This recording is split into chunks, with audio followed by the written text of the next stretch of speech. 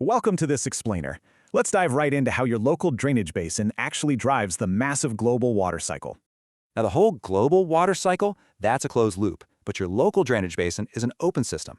Meaning it constantly takes fresh water in, shuffles it all around, and then pushes it right back out.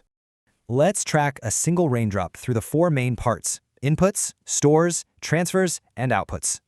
Step 1 is inputs. Our drop's wild journey kicks off way up in the clouds. Precipitation, like rain or snow, is literally how water first enters this giant natural plumbing system. Step 2, stores. Water doesn't just leave right away. It gets temporarily locked up in natural storage. Our drop might pool up in a puddle, soak into the soil, or get snagged by a thirsty plant. If a leaf catches it before it hits the dirt, we call that interception. It basically hits pause. Or it could sink way deep down into porous rock, forming those massive underground reservoirs we call aquifers.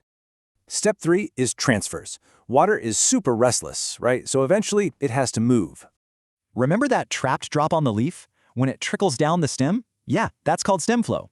Underground, water infiltrates the soil, moving sideways as through flow, or percolates even deeper, straight into the bedrock. But if the ground is totally saturated, water just rushes over the surface as overland flow. Meanwhile, way down below, groundwater slowly and silently creeps through the rock, heading for the river. Which brings us to step 4, outputs. All this movement pushes water to the exits, but where to? Well, water escapes this open system through two main outputs to rejoin the big global cycle. First is evapotranspiration.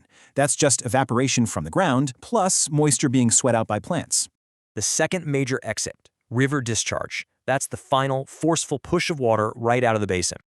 The river empties into a sea or lake, wrapping up its local journey and re-entering the global loop. So next time you see a puddle, ask yourself, what part of this invisible machine are you standing in?